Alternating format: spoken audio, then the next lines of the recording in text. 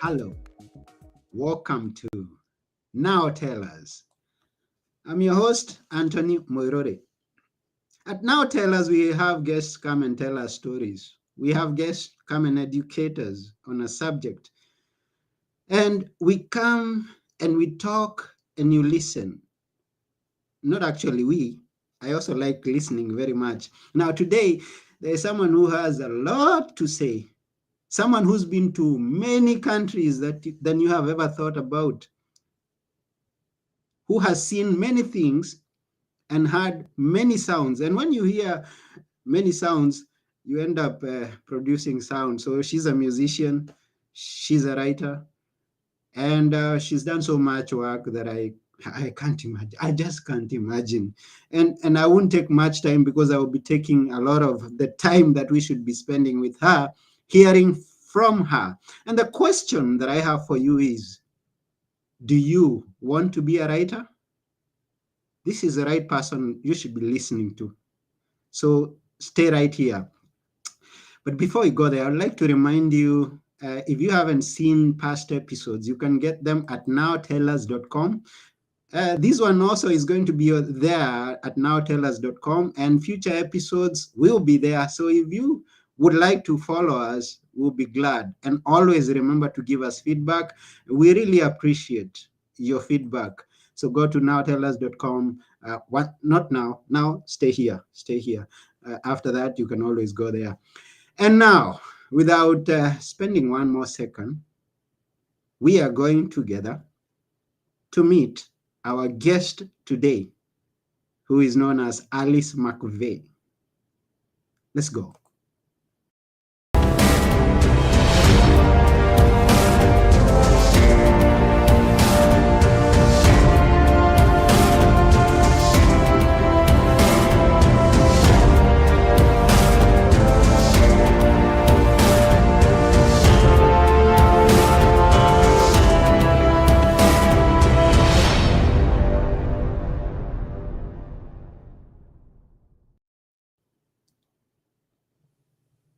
Hello, Alice.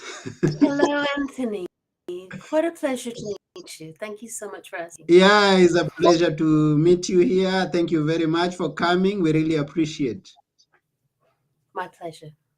Yes, so we appreciate every guest to come, and we also appreciate every viewer, every person who follows us and comments about the show. And today we have someone who's always here. We have Dr. Mani here for Deraro. She's there just as we are getting started, and she says, Anthony, it's so great that you highlight such amazing people and topics. Oh yeah, she knows every person that comes is an important person, someone who is inspiring, someone who is going to leave us with something good to keep thinking. And so we thank you, Dr. Mani, and we thank each and every one of you who's watching us here. Also, send us your comments, questions, we'll share them, and we really appreciate you taking your time. Question: do you want to be a writer? But before we go there, let's first and foremost know about our guest today. Alice, how are you? Where are you? And I wish I was with you, Anthony, because as I said before the show started, I am a complete passionate lover of Greece, and I'm lucky enough to have a house on Crete where I go whenever I can. And I'm so envious of you being in Athens right now. London is really rainy, and it's a little bit depressing, especially for somebody who loves tennis as much as I do. But anyway, I wish you all the sunshine in the world. And just to say, I am in London. I am in London physically. Psychologically, I'm in the middle of the ocean. I'm half American, half British. And people in America say, oh, you sound so British. And people in London say, oh, you must be American. And I'm stuck in the middle of the ocean. My accent, everything is in the middle of the ocean. So I am in the middle of the ocean, and I wish I was in Athens. That's where I am. So the question is, do you say water or water? Depends on my mood.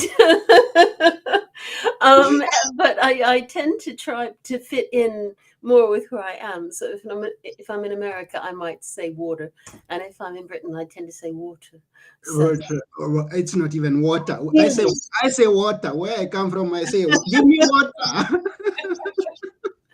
anyway, in Greece, you're pretty safe. Just say water when you're Yeah, sure. You're fine. right. I'm safe. I'm safe. So it's such a pleasure to be on this show today as you're sharing. And would like to know, you're a writer, but before we go into writing, I want to, I'm actually not even curious. I'm fearing to go in that direction because I know you've got so much that can shock us.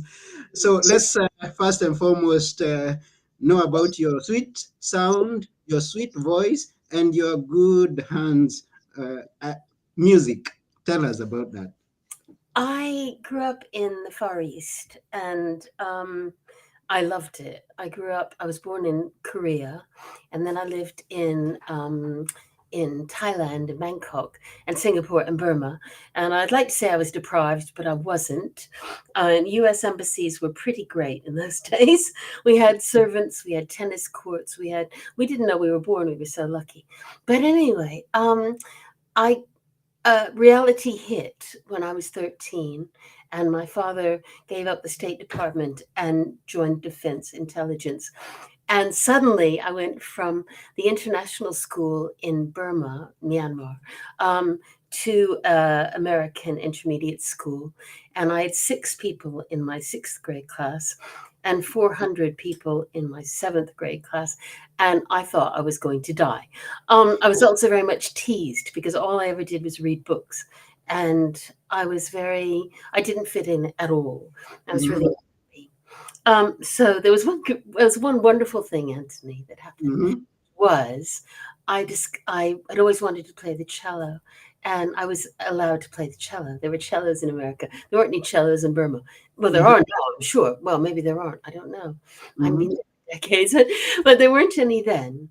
And now, mhm, and I was able to study the cello, and it was just it saved my life, really, studying the cello. I just adored it.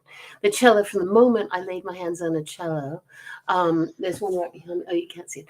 Oh, there's one right behind me. And it was my voice. And as soon as I understood that that was my voice, I knew that was what I wanted to do with my life.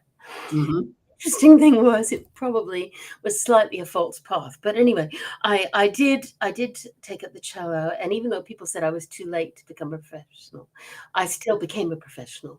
I started mhm, at 18. I went to Indiana. I got accepted at Juilliard, but I was too traumatized to accept it. I found New York completely intimidating, so I mhm, went to Indiana and I studied the cello. And then when I finished my undergraduate course, I went to London, and I went to London because of my heroine, Jacqueline Dupre. And Jacqueline Dupre played the cello like nobody else, Anthony. You should hear Jacqueline Dupre play the cello. mhm. She is astonishing. She was astonishing. She died very young. Anyway, so I wanted to be her. So basically, I came to London for a year, and I've been here over 30 years. 30 I years. married my husband and I stayed. And so that's why I'm in the middle of the ocean, really. Oh, that's wonderful and interesting. So, where have you played this hero? Well, people are often amazed when I say that I've lived in 7 countries and visited 44. But the Mhm, 44 is a slight cheat because sometimes it was a hit and run. I'd be there with the Royal Philharmonic Orchestra, and we'd go into a country, and we'd fly in the afternoon, we'd rehearse in the evening, we'd spend the night, we'd perform the next day, and then we'd be out of there to the next country. So we used to call it hit and run. And you didn't get it, you were frustrated because you didn't get a chance to really get a feel for the country. So I mhm. have visited 44 countries and lived in 7, but I couldn't swear I know much about the 44. It depends on the country. Well, well. Really was funny. Okay, and then I know you love tennis. Now you can't play because it's raining. Sorry. Yeah. You play it in summer, and it's unfortunate that you have so short a summer in London now, but you get a chance to come to Greece anyway. So maybe we'll play tennis one day when you come. I don't know. We'll I see. think you would thrash me. I'm not so good at it. woman. I hate playing men in doubles, so we could play doubles. Oh yes. There is a guy, I just want to, a guy called Spiritus, Crete, and he's my Crete tennis. Amazing. So if he's listening, you are amazing. Oh, he Little guy. might be listening. Little guy, not a big guy, So- not a big guy like you, but he's an amazing tennis player. Amazing.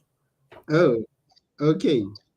We'll see. So you come with your husband, he plays, and I'll come with my wife, and we'll go for doubles. That'd be so cool. Writing. Writing. How did you get started on writing? I always wrote. I wrote even when I was, before I could almost form letters, I was writing. And the reason, I think, was we didn't have any television in the Far East back then.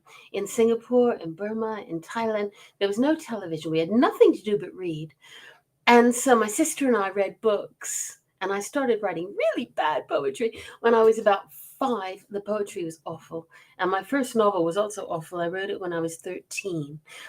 And I'd just come back to America, and I was very traumatized.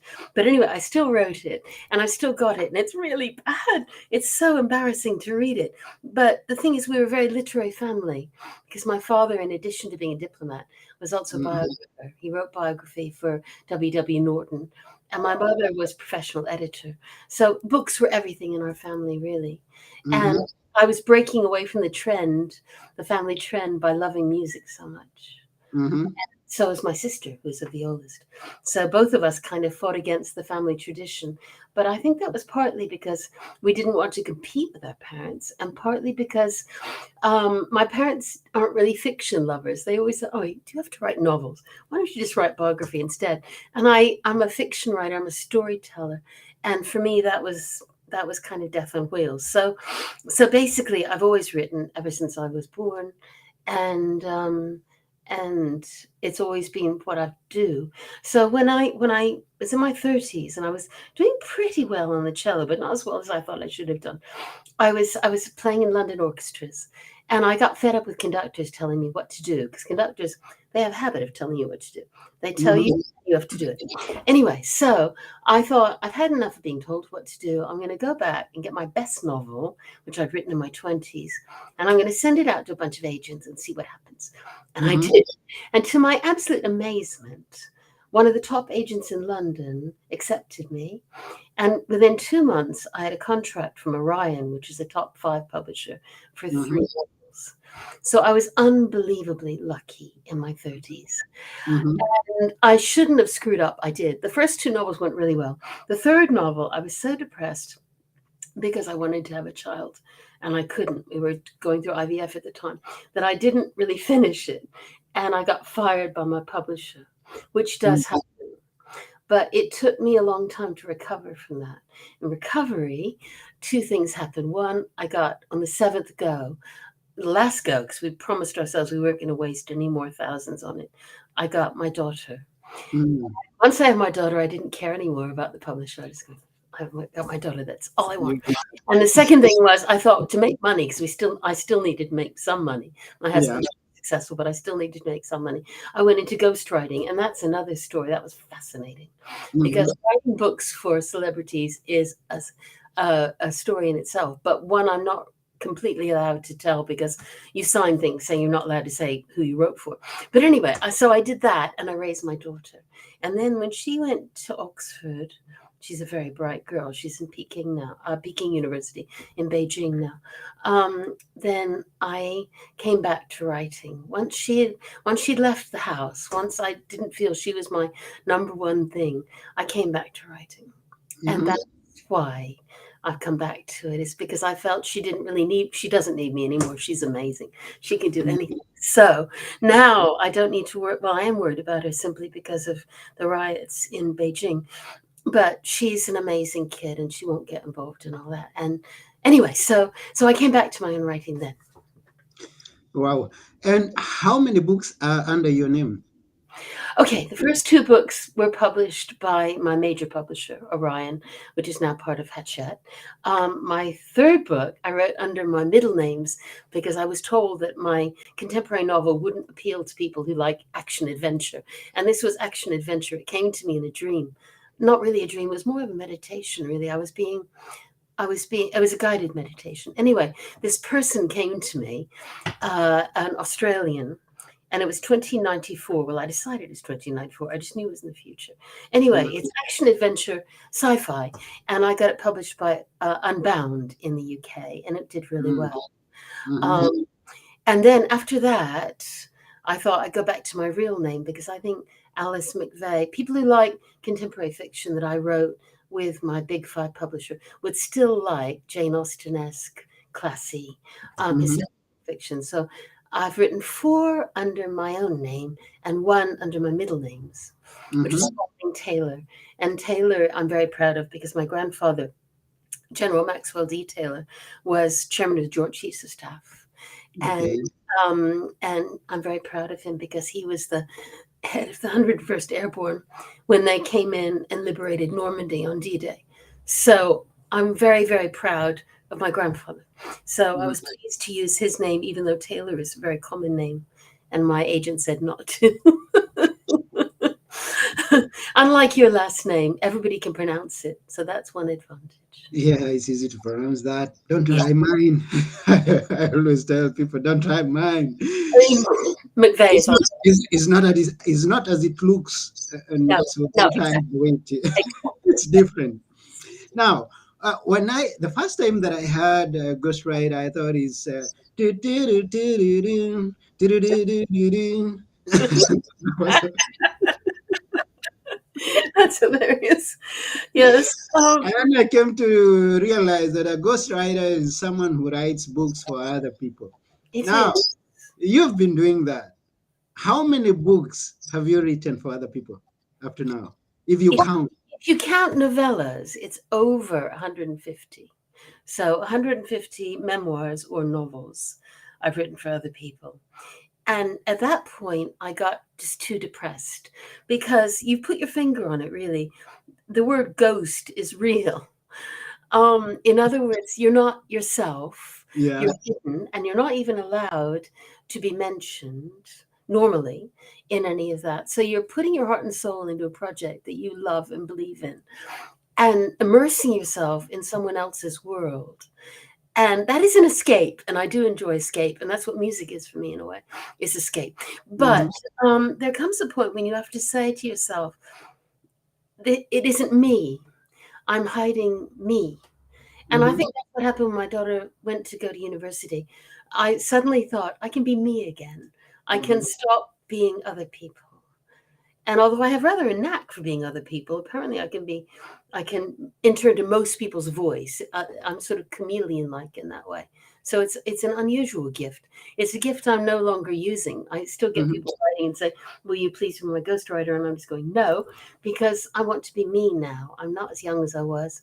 I want to spend the rest of my time being me. Uh-huh. Mm, that's Yeah. interesting.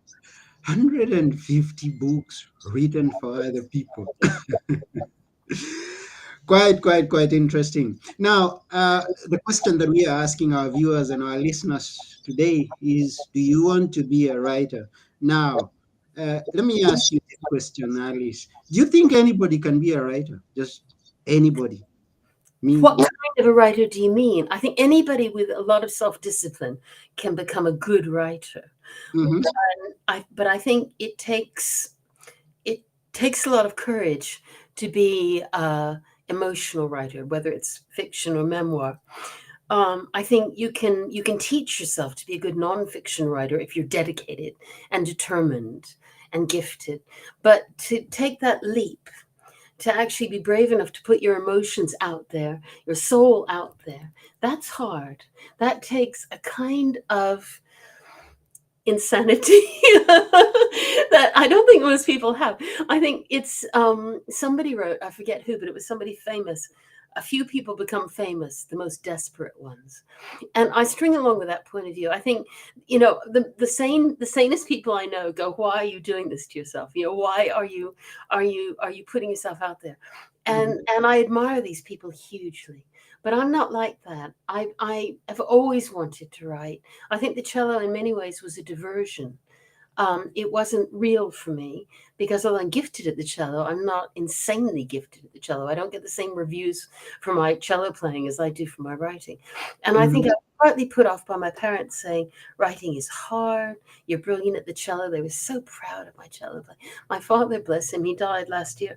He was so proud of my cello playing. Mhm. And I just felt I was steered in a different direction that way, as one so often is by influences that you're hardly aware of.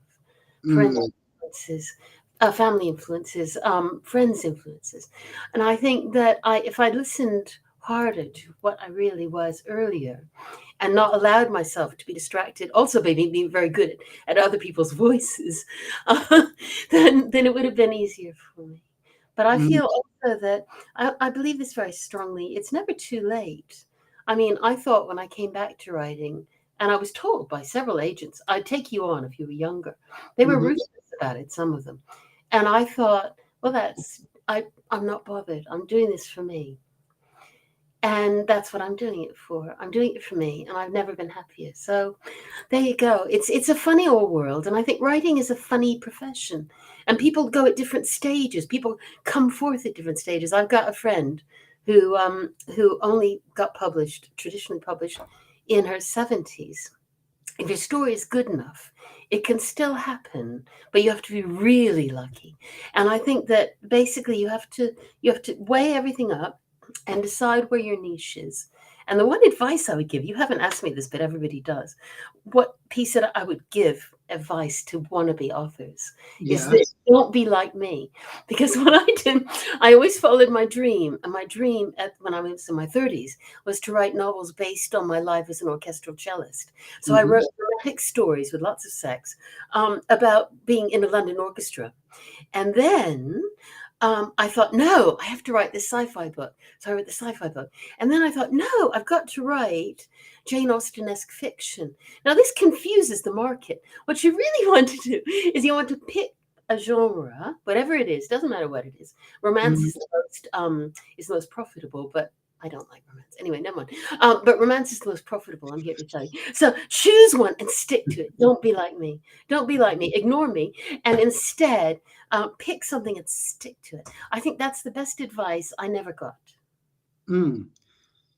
Yeah, it's good advice, but It's I good tend to advice. think that there's someone who really doesn't know uh, where he fits or where to Yes. start. So maybe he just scribbling whatever comes in mind to see where he fits best. Maybe I don't know. And then, but I guess your advice would be to find that area very quickly, very fast, and stick on that lane. I think it is. And I also think that it was a big mistake to use a pen name. I was told to use a pen name for the Hmm. science fiction because there was a lot of sex in it and a little bit of violence, and that people who like Jane Austen wouldn't like it. So I used my two middle names, Spalding Taylor. And that has caused me all kinds of administrative problems, tax problems, every kind of problems. And I just think if I'd been smart, if a lot of science fiction lovers don't like reading books by women. I should have written A.S.T. McVeigh or something instead of Spalding Taylor because it's Yeah. caused a lot of issues, really. Oh, okay. So I would say those two things: stick to a genre. The one that feels it's a bit like music, really. If you're playing music, and I know you love music, um, if you're playing music and it feels as if it's you, if you're Mhm. playing Chopin on the piano, I can't play piano, or if you're playing Elgar on the cello, that's what I do, and it feels like you, stick to that. Go for what feels like the easiest flow, and stick with that, rather than trying to force yourself into something you think might be a better sell or an easier sell or something else. Just allow that to happen for you. And I would say that. And I would say don't mess about with other names. I would say just be you can use initials if you have to, but stick to a name. Be you. Be Be me. you. Be you. Hey, Yes. you who's listening, who's watching, we thank you for sticking here to this point. Remember to be you in anything that you're doing, and especially in writing. That's says Alice. And we really appreciate her taking her time here. Now, a lot has changed from the time that you started writing until this time. I mean, everybody, by that time that you are starting, had to go the traditional way. There was no other way. Now, I think we have several, not just two, we have several ways of going about it. Yes. Can you give us a difference of it, and which others have you experimented with? Well, I'm a If bit of an you've expert done. there, really, because I've tried them all. I started off being Big Five published, and that Mhm. was lovely. But that was those days. Now it's not quite so lovely. So, in other words, I have friends who've been published by Penguin, and Penguin is just the top of the top, and they still have to do their own publicity. Mhm. Not only their own publicity, they get more help than obviously self-published people do, but they still have to really build up their base, work on everything, have a newsletter list, have a YouTube channel, the whole bit. They still got to put it out there, or probably they wouldn't have got picked up in the first place. So, in other words, when I was coming along, the publicity department said, "Don't you worry, dear." This was 20 years ago. "Don't you worry, dear. We'll do all that. We'll see to that." And Mhm. that was divine. But these days, even the best publishers don't do that. So you need to build up, you need to be prepared to do a lot of work, however you're published. That's the first Wow. thing. The second thing is it's still easier if you're traditionally published, let's be honest. But unless you're writing something very commercial, that's hard. And it can take a long time. And even when you are picked up and you get the contract, it's two, sometimes longer years before it comes out. So all of that is difficult. Whereas if you do self-publishing, yes, it's all on you, but you get several advantages. For example, when I was with Orion, and they did a good job, don't get me wrong, but the second book that I published, the paperback edition, the hardback was beautiful. The paperback edition had a really terrible cover. I just didn't like it. And Mhm. nobody liked it. And so I was daring enough, even in those days when I was young, to say, couldn't we keep the same cover because it did so well? Mhm. And they said, "No, no, you don't know anything about it." And it still embarrasses me, that cover. Whereas now I have complete control over where I advertise, what cover I use, what markets I aim at. Everything is centered, and that's really nice. And Mhm. in between, I went with a small publisher, Unbound. Unbound is not a mega publisher. They publish between 50 and 100 books a year. That's medium, small to medium. That was Okay. where I placed my science fiction. They did a good job again, don't get me wrong. This Mhm. was several years ago, about 3 years ago. But they expected you to do all the marketing as if you were self publishing, and then they took more of the royalties. Now, all the royalties are mine. So, in other words, I would say these days, if it's a choice between a small or medium publisher, not a Yeah. big, or self-publishing, you're better off self-publishing. But if you can nail a big publisher, as long as you're prepared to put in the hard work, you still have to build up your audience and to be there, be present on social media and on Mhm. podcasts, which are brilliant fun, by the way. And on podcasts, then it's hard. It's hard. It's hard for people who are shy, especially. I've got a friend who's a wonderful, wonderful writer. She's Chinese, and she's won a national competition in America, but she still can't nail an agent. I think it's because she's so shy. She's afraid to do all the social stuff, Mhm. and yet I, her writing is sublime. And I just think one of these days it's going to happen, and I'm doing my best to help her. But I think it helps if you're a bit outgoing, or if you can persuade Mhm. yourself to just bite the bullet, because people are lovely, not just you, but loads of podcasters are lovely. And they're Yeah. all there because they want to hear your story. And this is great. Yeah, we like hearing Yeah, stories, and exactly. your story is interesting, and we appreciate you Thank you. for sharing it with us. Now, I have a question. Talking of helping her, because you say you're helping her. Now, the listener or to the viewer who's watching, is there a way that you connect with people that you can help them in a way? How do you? I How would, I would? would, I would love to help people.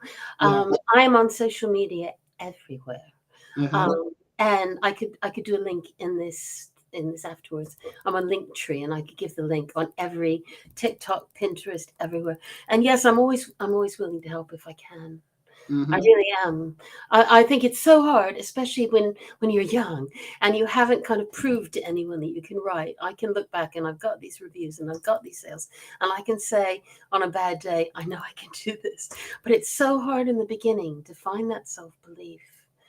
I really do feel that, and I'm very, very willing to support people. So definitely, yes. Yeah, we get it. And some are even willing to hire you as a coach to guide them. So they can come to you and we can I don't see. know about hiring. I'd be willing. I'd be willing to recommend people who could do it full time Uh, in oh, coaching. But I was just thinking in terms of advising. I would yeah. be.